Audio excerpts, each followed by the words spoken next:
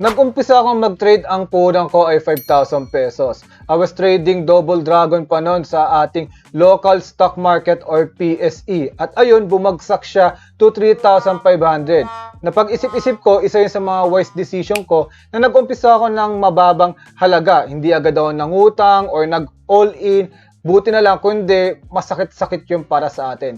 Pero ngayon, sa halagang 500 pesos makakapag-umpisa ka na actually sa crypto trading, sa forex trading. Pero in this video, bibigyan ko lang kayo ng reality check. I-manage ko yung expectation nyo, pati magkano ba talaga yung kailangan nating puhunan para tayo ay makapag-trade ng full-time. Hi guys, I'm John aka Soral. Welcome to your YouTube channel. Kung gusto nyo rin ma-achieve ang freedom of time and money while doing the things you love, katulad natin gaming, trading, NFT reviewing, at kung ano-ano man guide natin sa buhay, huwag nyo kalimutan mag-like, share, subscribe, pati i-hit na rin ang notification bell kasi marami pa akong tips pa sa inyo. Kaya, let's go! So, reality check muna tayo. Sa totoo lang, yung trading, kailangan mo ng pera para kumita ka ng pera. Ibig kong sabihin do, mas malaki yung halaga ng pera mo, mas malaki ang kikitain mo. Ganun lang po yung kasimple. Kasi sa totoo lang yung average gain per year ng mga traders na medyo magagaling na to is around 20%. Ibig kong sabihin, kung kayo may punang kayo ng 1,000 pesos, ang kikitain nyo per year 200 pesos, 100,000, 20,000 pesos, 1,200,000 pesos. Kung ikaw ay isa sa mga magagaling na trader. Pero Sir Soral, bakit nakikita ko yung iba, no? Laki. 200% na yung APY nila, 500%. So, ang tanong ko doon, ilang beses ba sila natalo?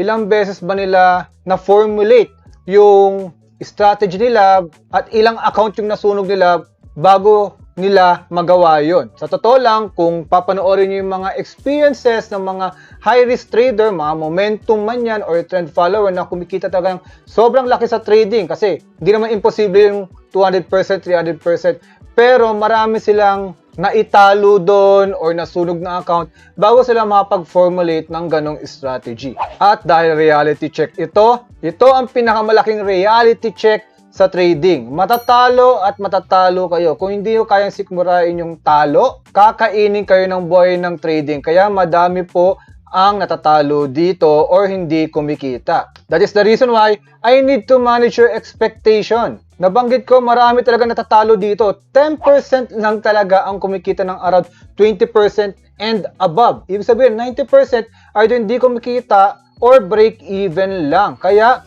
always risk an amount that you can afford to lose lang kasi yung odds na kumita ka ay mababa talaga. Don't expect din yung 5,000 pesos mo magiging 1,000,000 kasi 20% ngayong average gain per year na isang trader tapos ikaw bago ka pa lang gusto mo na agad mag-milyon, mag-2,000,000 or mag-bilyon ng 5,000 pesos nyo. Kaya isa pa rin sa i-manage natin expectation kung bago ka pa lang, don't expect na magiging expert ka agad. As I've said, yung mga magagaling na traders dyan, marami na silang naisunog na account, natalo na sila, ang daming heartbreak, bago sila naging full-time trader. You can watch all of their interviews at mapapansin nyo, isa lang, natalo talaga sila ng malaki. At ngayon, dahil ito ang gusto nyo marinig, magkano ba ang puhunan ng mga full-time trader na yan?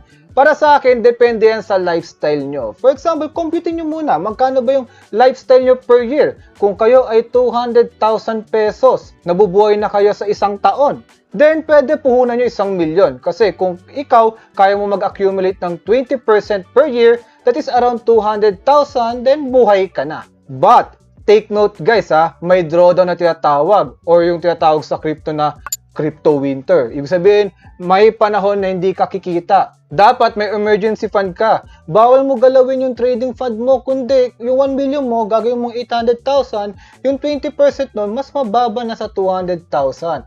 Kaya make sure may emergency fund ka.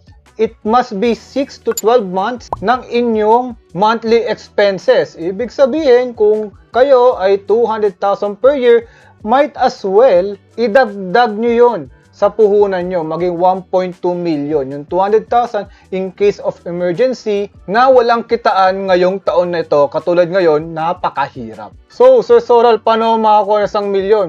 Medyo malaki yon. Siyempre, number 1, ang katadang ginawa natin, nagtrabaho tayo. Nagtatrabaho tayo habang nagtitrade tayo. Until such time, mas malaki na yung kinikita ng ating side hustle dun sa trabaho natin, saka tayo nag-resign or retire. Tis-tis lang, halos lahat naman ng traders or grinders or hustlers ay nagdaan din po dyan.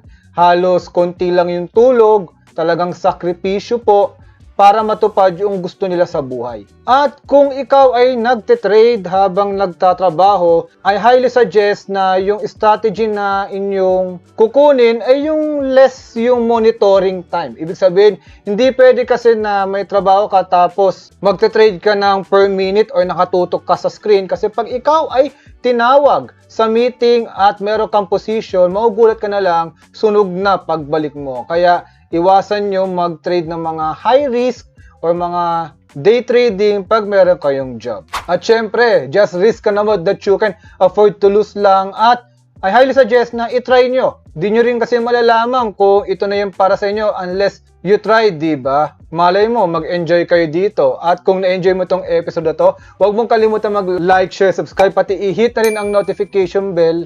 At gusto ko rin marinig ang tinig mo sa comment section below. Hanggang sa muli, guys! Babu!